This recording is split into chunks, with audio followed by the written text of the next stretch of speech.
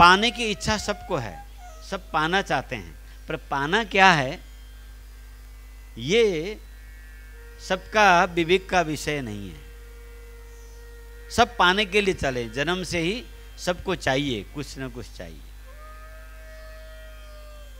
जिस प्रकार से मृग जवान होने के बाद कस्तूरी की गंध प्राप्त करता है, वो उसको इतना पसंद आता है, इतना पसंद कि उसे पाने के लिए पहाड़ पर्वत पत्थर चट्टान ऊपर नीचे खाई और गुहा के अंदर प्रवेश करता है।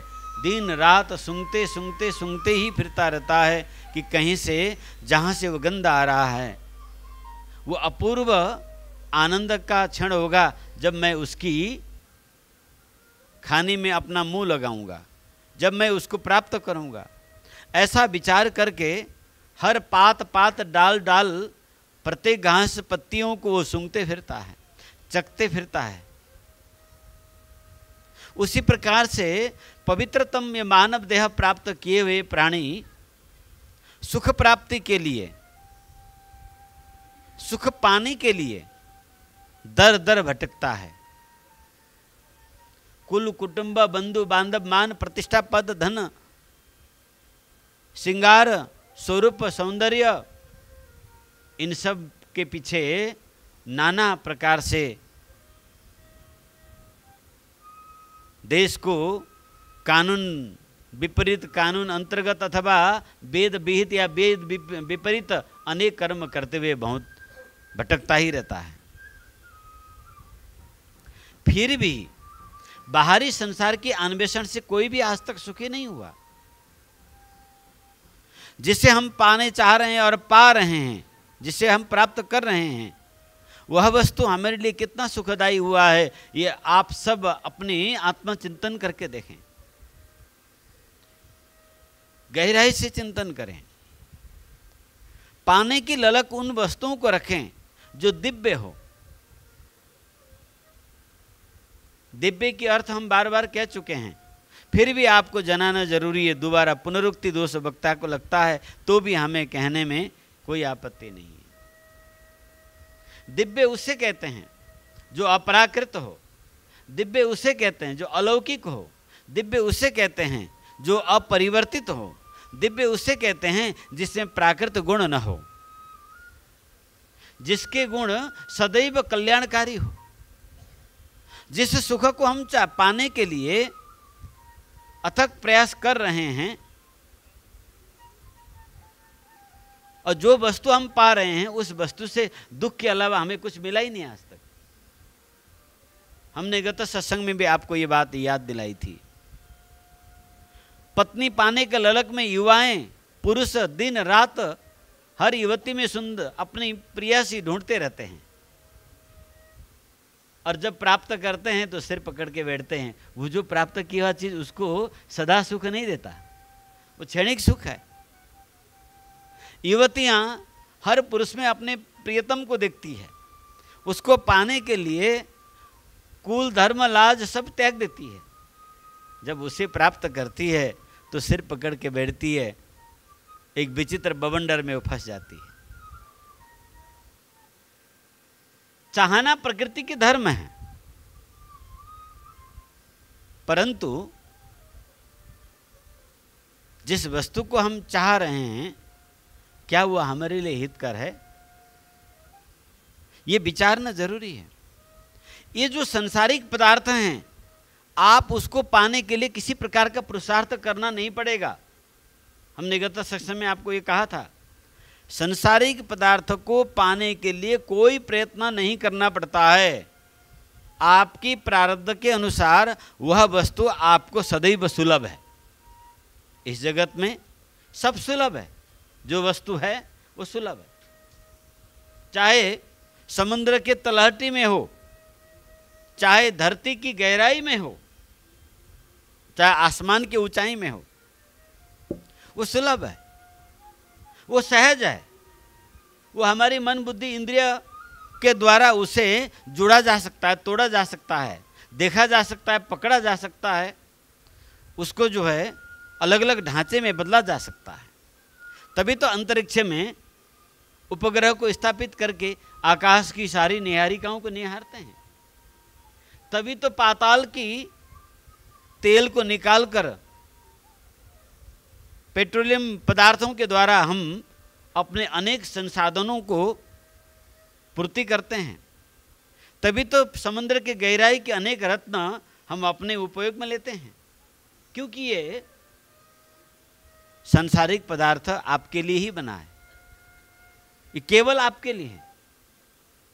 उसको पाने के लिए हमें जीवन गलाना नहीं है, जीवन खपाना नहीं, वो तो पाया पाया ही है। बस तुम्हारी बुद्धि कितनी है, तुम्हारी पौरख पुरुष कैसा है, उद्यम किस प्रकार के करते हो, कितने साधनों को उपयोग करके जीवन को सुविधा संपन्न बनाना है, ये तुम्हारे हाथ में है, ये भगवान के हाथ में नहीं है।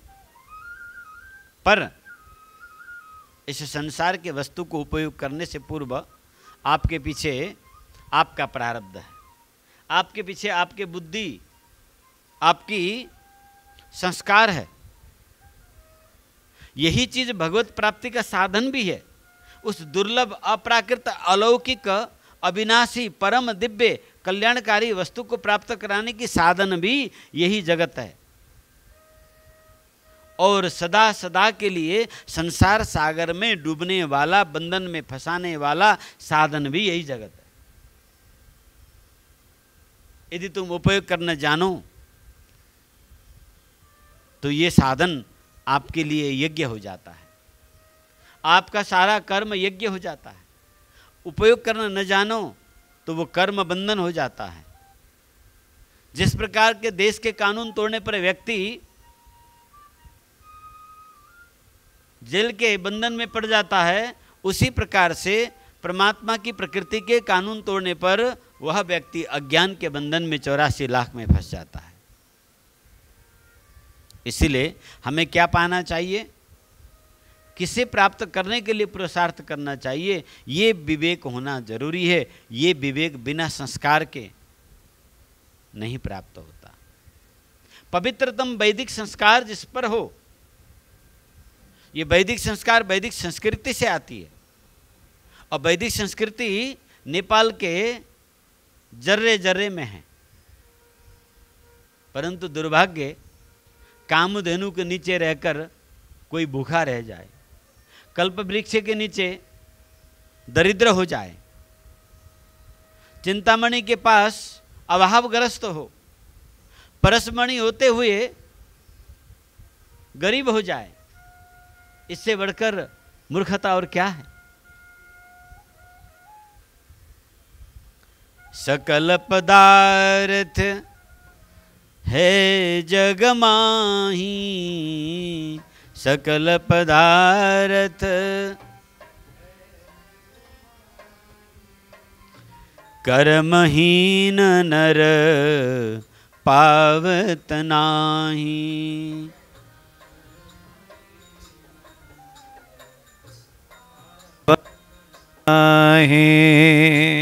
कर्महीन नर पावत नाही। सज्जनों, सब कुछ यही है। उस माँ के कोख में इतनी सामर्थ्य है जो अपने बच्चे को प्रवेश कर सके, बशर्ते बच्चे को विश्वास तो अपनी माँ के ऊपर। हाँ? अपनी माँ पर भरोसा नहीं, और जो अपनी माँ की पल्लू को छोड़कर दूसरे की माँ के पल्लू पकड़ने दौड़ता है, वो अभागा कभी सुरक्षित नहीं रहता। जाओ अमेरिका जाओ, ऑस्ट्रेलिया जाओ, भर जवानी और भर के रुपया गुलाम बनो, तुम रहोगे तो हमेशा शरणार्थी। कोई गति नहीं तुम्हारी, न पितरों के द्वारा आशीर्वाद प्राप्त करोगे, न तुम्हारी संस्कार होगी, न संस्कृति, न वंश ही आगे चलेगा। तुम निपुते के निपुते रहोगे। बल्कि पितृ ऋण, देव ऋण, ऋषि ऋण से तुम बंधन में पड़ जाओगे। केवल पेट भरने के लिए तुम अपने आन बान शान को भूल जाते हो। क्या इसी के लिए जीवन मिला है? पेट तो भरे भरा आया है। तुम्हारी पूर्व जन्म की कर्मों के हिसाब से जो प्रारब्ध में तुम जितनी बड़ी बर्तन लेके आए हो वो तो भर जाएगा। प्रारब्ध के संदर्भ में एक कथा हमें याद आ गया।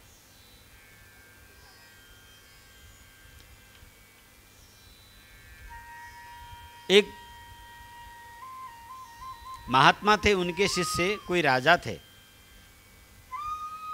बड़ी मुश्किल से महात्मा के आशीर्वाद से राजा के घर में संतान हुआ। एक साथ जुड़वा संतान हुए, बेटा और बेटी, जुड़वा संतान। तो महात्मा ने विचार किया कि इन बच्चों के भाग्य में भाभी किस प्रकार से भाग्य निहित करते हैं, इसको जानने के लिए जन्म से 6ठों दिन के बीच में महात्मा जी ने चारों ओर घेरा लगाकर, कवच से घेरा डालकर, वो एक रास्ता बाकी रख के वहाँ पर ड्यूटी रखकर सो गए। सर्वमान्यता यही है कि 6ठों दिन विधाता आकर भाग्य लिख देता है।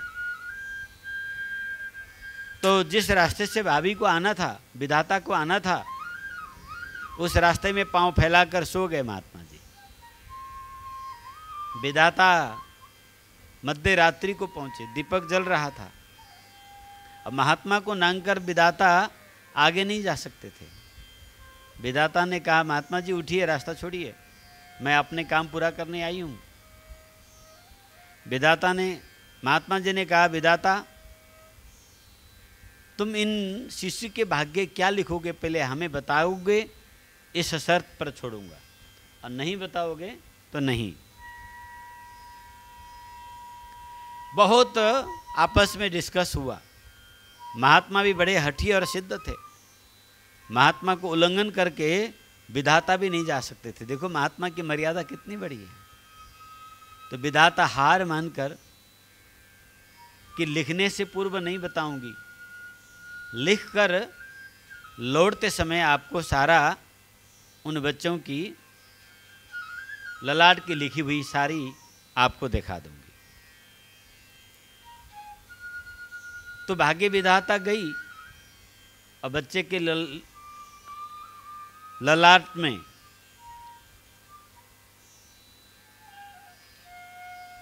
जो उनकी भाग्य था लिख दिया। लौटकर आते समय महात्मा को विधाता ने सारा बताया। महात्मा जी ने विचार किया, देखते हैं कि भाभी की लिखी हुई कितना तक सच हो सकता है और कहाँ तक ये परिणाम में ले जा सकता है। ये मिटाया जा सकता है या नहीं, बदला जा सकता है या नहीं। इस बात को विचार करते हुए बच्चों को परवरिश को शिक्षा देकर महात्मा जी समाधि लगाकर 12 वर्ष जंगल में जाके बैठ गए। 12 वर्ष की समाधि के पश्चात वो उठे। उन्हें ख्याल आया कि राजकुमार और कुमारी की क्या गति है। जानने के लिए जैसे वो नगर की ओर आए तो राजा का तो वहाँ से जयराम जी की हो चुके थे। दूसरे राज्य ने लड़ाई किया और राज परिवार नष्ट हुआ। दोनों बच्ची जो थी राजकुमारी, वो राज नर्तकी ने उनको बचाकर ले गई अपने नर्तकशाला में। और जो राजकुमार था वो भटकते हुए भागते भागते जंगल की ओर गया तो उसे शिकारी ने अपना बना के अपने पास रख लिया। दोनों बालक एक शिकारी के पास, जिनके कार्य जंगल में शिकार करते हुए पेट भरना, और दूसरी नर्तकी के पास वो नृत्य सीख रही थी मनोरंजन के लिए। देखिए भाग्य कहाँ से कहाँ होता है।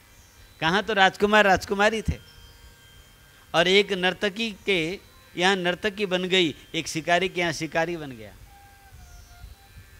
महात्मा जी ने विचार किया, विधाता ने उस राजकुमार के भाग्य में लिखा था कि प्रत्येक दिन एक मृग इसको मिलना है।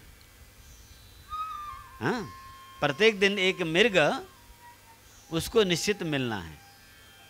तो महात्मा जी ने विचार किया, विधाता का लिखा हुआ कैसे पूर्ण होता है, जरा देखते हैं।